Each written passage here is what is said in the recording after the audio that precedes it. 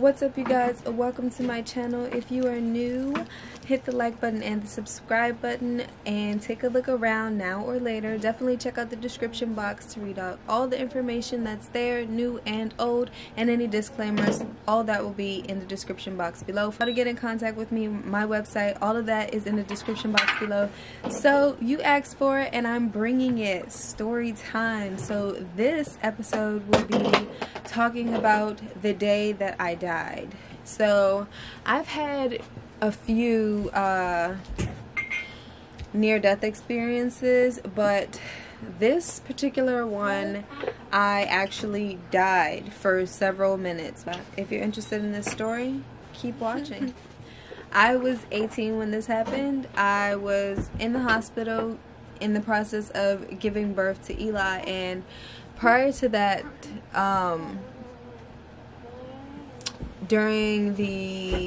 when I got out of the ambulance and actually got put in the hospital because I was having labor pains, I got in the shower, and after I got out of the shower, oh my god, like the most horriblest cramps like you can think of, and I'm like, oh my gosh, like commando crawling, like butt naked commando crawling, like, oh my gosh, I think I'm dying.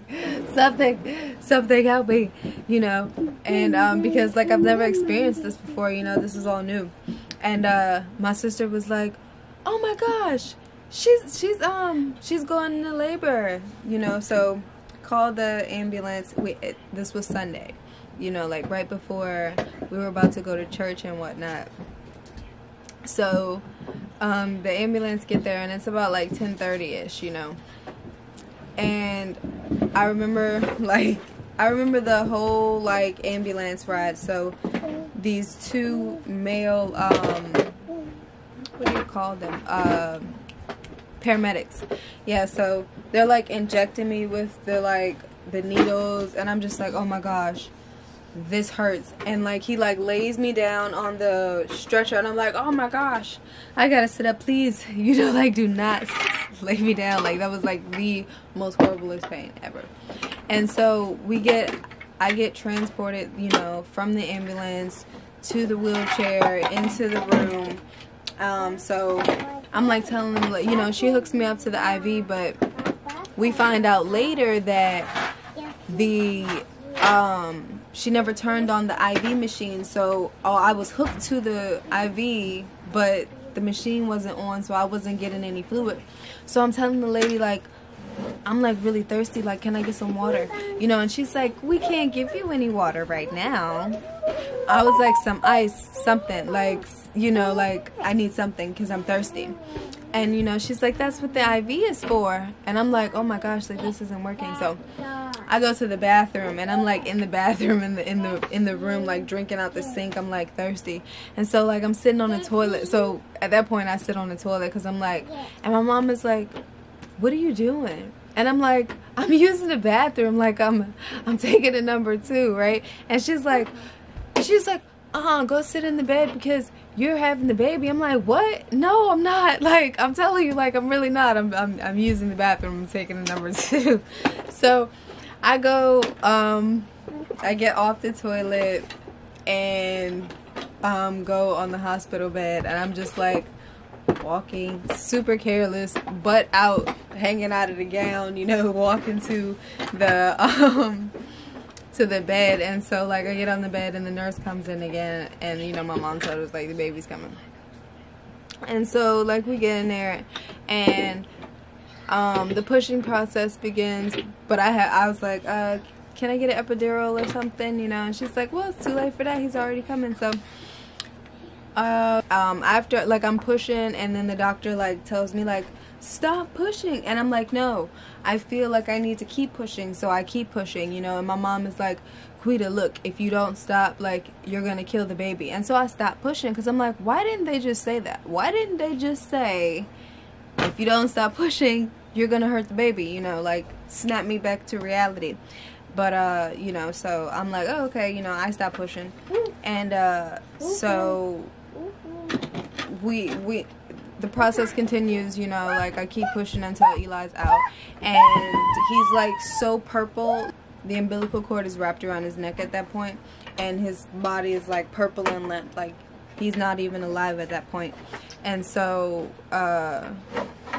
I'm like praying and like to everybody and anybody, like, oh my gosh, like this is crazy, I've never seen anything like that, like please, like I was like, I will take his place, like let him live and I'll die in his place. Like this is like too much, I can't like live with that, live with seeing that, like that will crush me, you know. And so within like 3 minutes they bring me Eli, you know, and you know, I'm holding him, and my body gets like extremely cold. Like my body temperature now, like I can't hold any body heat. I'm not anemic, but I can't hold any body heat, and I'm not low on any iron or zinc or none of that. So yeah, but anyway, so my body like lost all of any type of temperature. Like I was just like, I'm like so cold, like it's so cold in here. Like the nurses turned up the heat in the room. They gave me like warm heated blankets, and I couldn't even feel, like I couldn't feel the warmth of the blanket, like the warm blankets that was on me. I couldn't feel the warmth of it at all. It was crazy.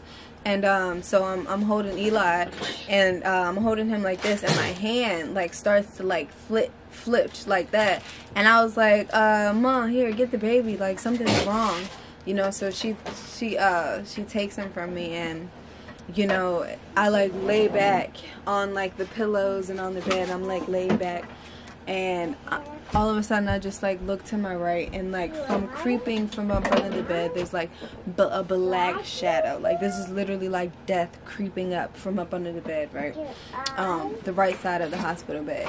And so like all I like look, and like I see like just nothing but blackness, darkness, you know, coming over. And then it was like, it literally felt like, you know, the hand just smacked the whole right side of my face and was pulling, like trying to get me off the bed type of feel. And I'm like, Mom, you know, and then like I literally hear like, oh hell no, and the room loses all color. Like I start like, I can feel myself like elevating, and the like more I elevate the room, I can see like the clipboards and the, you know, the whiteboard that tells you like, hi, my name is, I'll be your nurse today.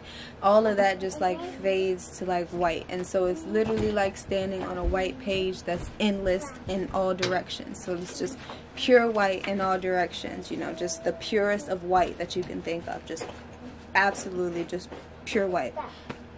And so I'm just like here, but I'm like formless. Like I can't look down and see any hands, you know. Like when I look down, it's just endless white, you know. But I can feel myself, you know. It almost feels like I'm in my mind type of thing. And so I'm like, okay, I must be dead, right? And like literally how this is my reaction. I'm like, okay, I must be dead. And I'm calm. I'm literally calm. There's nothing. I'm not scared. I'm just literally like nonchalant, like without fear. You know, it doesn't exist at this point, you know. And so I'm like, okay, I'm dead. Like I must be dead. So the minute I thought that, the minute I had that thought, is like what seemed like way out away from me, way out in front of me. I could see like my uncle's shape, you know, his outline. You know, my uncle's passed away. And so I like, okay, I recognize that. So I move, you know, I move forward in his direction. And the closer I get, the further he gets from me, you know. And I'm just like, okay, I'll speed up a little. And like I said, the closer I get to him, the further he gets away from me. And so I stop, and then death approaches me, and I'm like, all right, I'm about to see. I'm gonna try really hard to see what death looks like, right? And so like black coat, you know, it's like flowy, and just you know, he walks in front of me, woof. And you know, so I see the hand, you know, I see his hand this time, and I'm like looking up, and it's like up is endless. Like, so I'm like up is endless. I felt like I was looking up for a while. It's like you know, like never ending. And so I see the hand of death like raised, and I'm like looking up, and then bam, smacked me. Death smacked me, right? And then I'm like, I feel my chest pop up like this, and like I wake up to the doctors with the little electroshocks, and I was like, literally as I jolted up, I'm like, oh my god, I died. It was crazy. And they were like, no, it's fine, you're okay. But that was like one of the wildest, craziest days of my life. And that is the story of how I died. And that's why, like, at one point, like, I feared death, because like nobody, not necessarily feared death, but it like gave me like some intimidation, but also curious, because it's like, I can't, like, there were people around me who think like when you die you're buried in the ground and you're in the ground there. There are people who think that, like, nothing beyond death. They don't think that there's anything beyond death. And so that's what a lot of the times I grew up, and it's like, I can't even imagine that. Like, I get suffocated just thinking like I'm in a box under the ground, and like I'm in there but I'm dead. But it's like, I can't even breathe just thinking about that. Like, this is, I just can't wrap my head around that idea. And like, me having that death experience, like that actual death experience, like time didn't exist. Like, I didn't, the emotion of this human, all these human emotions that I feel in this body, I didn't feel in that moment where I left my body and I was without form, without shape. I was just consciousness. I was just whatever I thought came in front of me, you know, as I knew it. Whatever my reality was. If I, in my real body, if I thought like when I died I was gonna meet Jesus, in that moment I would have met Jesus. But in my human body I don't have like a strong belief, you know, in that. So like when I say like, okay, I'm dead, what I am more comfortable with is seeing my uncle, who I know, who I trust, who I absolutely love and would like listen to. I wouldn't, you know, hold any fear or whatever, you know. But fear wasn't even present, so who knows? That's just hypothetical at that point. But yeah, so that's my story. Now I will say, like, I've had a few death experiences, mostly with drowning.